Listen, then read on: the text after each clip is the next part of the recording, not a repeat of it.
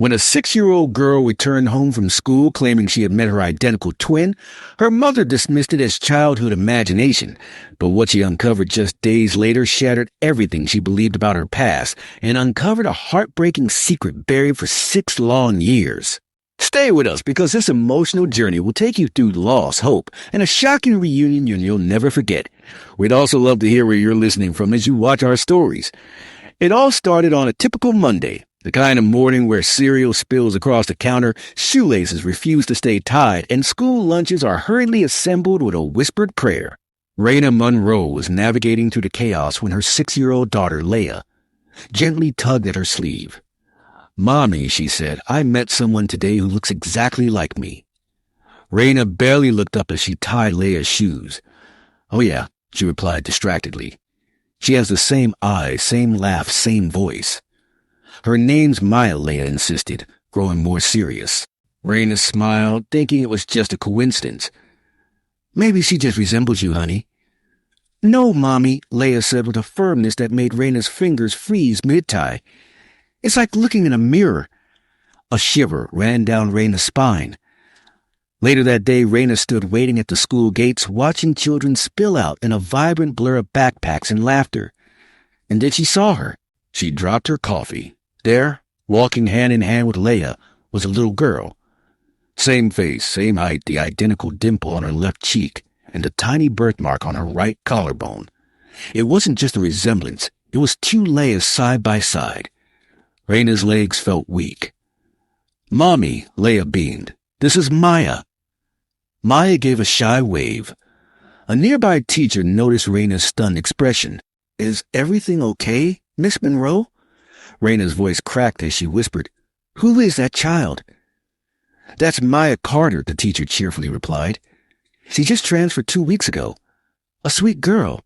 Her foster parents. She's been in the system for a while." "Foster?" Raina asked, her heart pounding. "Yes, poor thing. Abandoned at a hospital as a newborn. Her files are full of question marks." Raina couldn't breathe. That night she sat on her bed, poring over baby pictures of Leah. Every memory of her daughter's birth flooded her, her cries, her tiny body against Raina's chest, the overwhelming fear, the joy, and the memories she had tried to bury. The chaos in the NICU, the cold blue lights, alarms blaring. The nurses' panicked voices, the confusion, the screams, then being handed only one baby back. They told her the other hadn't survived. One twin born too early, too fragile. She believed them. Had to believe them. But now she couldn't deny the way Maya's eyes searched hers, as if her soul recognized something her mind had forgotten. The next morning, Raina filed for a voluntary DNA test, taking cheek swabs from Leah and Maya.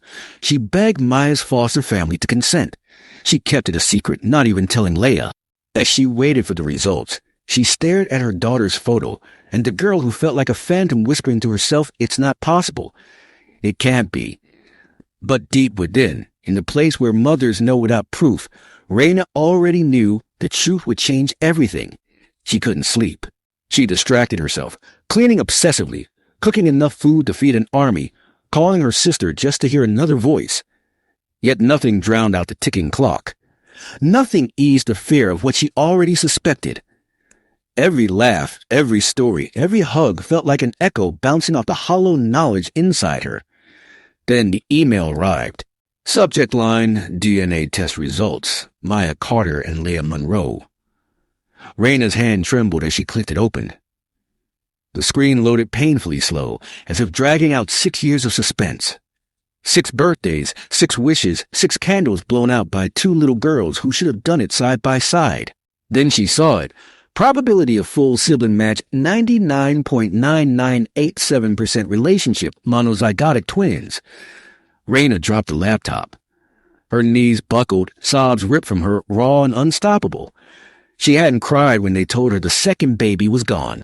She was too broken, medicated, stunned, only able to process the words, "We did everything we could." But now she knew. Maya was hers. Her daughter. Her flesh and blood. Her baby. She had been alive all along, living in the foster system, unprotected, unloved, because someone had made a terrible, irreversible mistake. Clutching her chest, Raina wept harder than ever before. The memories assaulted her, NICU alarms, chaos, the mistake no one caught. Maya hadn't died. She had been taken or lost in the madness. Raina didn't yet know how, but she knew one thing for certain. She was going to bring her daughter home. That same afternoon, Raina called the foster agency. Her voice was strong and certain, for the first time in days. "I need to speak to someone immediately," she said. "It's about Maya Carter. I have her DNA test results. She's my daughter." The woman on the other end gasped. A pause of silence. "Please hold. I'm transferring you to legal." Raina's stomach sank as a whirlwind of meetings, paperwork, and caseworker visits followed. She learned that Maya had been found as a newborn, wrapped in a hospital-issue blanket, left anonymously at a fire station in the middle of the night. Only now did anyone begin connecting the dots. Only now did someone quietly whisper about mistakes that should never have happened. Raina didn't care about lawsuits or revenge. She only wanted her daughter. She was granted supervised visitation first. When she entered the foster center, she saw Maya sitting alone, clutching a book. The moment Maya looked up, her face lit up. She tilted her head and softly said, "I know you. You're Mommy." Tears welled in Raina's eyes. She knelt and whispered, "No, baby, I'm your mommy too."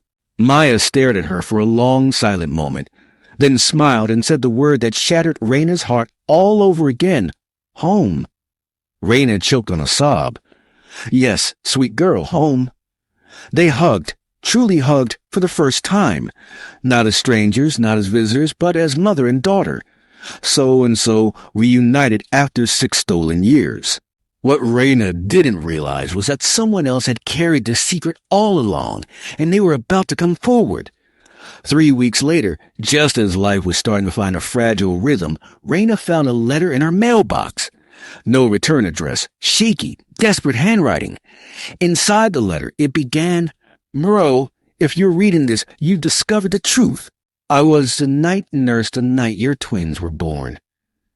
The letter spilled out a heartbreaking confession, chaos, mistakes, the wrong baby taken away, the healthy twin left behind, the ignored truth, the bare guilt. The nurse had seen Maya's abandonment story in the news weeks later. She had known but feared silence for 6 long years. Now, with stage 4 cancer, she had nothing left to lose but her soul. She wrote, "I hope someday Leia and Maya will always be together, as they were meant to be." Raina sat frozen, tears streaming down her face. She remembered it now, the birth bracelet she had ordered for them. Leia and Maya always together. The next day, Raina brought the letter to the foster board. Weeks of meetings, court dates, interviews followed, and finally the call came. "Miss Monroe, your petition for full and permanent custody of Maya has been approved." Raina collapsed, laughing and crying simultaneously. That evening, when Maya stepped to the front door, suitcase in hand, Raina dropped to her knees and whispered, "This is your forever home." Maya didn't answer. She simply ran into Raina's arms and never let go. That night, Raina dusted off the old baby book she thought she'd never finish. She taped in a photo of Leia and Maya taken the day before. 2 radiant faces, heads leaning together, one heart mended. She scribbled beneath it, "Day 2191, Maya came home." As the girls played in the golden sunset, Raina watched from the porch, a hand resting on her heart. She thought about the years lost, the milestones missed. But she also thought about grace, second chances, and a love that never lets go. "Girl," she called, voice breaking with joy, "come inside. Dinner's ready." Hand in hand, Leia and Maya ran toward her, their laughter soaring across the yard, across time, across all the pain. Twin souls, one family, and one mother who never stopped believing. But finally, Maya found her way back home, to her mother and sister. What do you think of Raina, Leia, and Maya's journey? Would you have let go of such negligence from the hospital? Please share your honest thoughts in the comments below.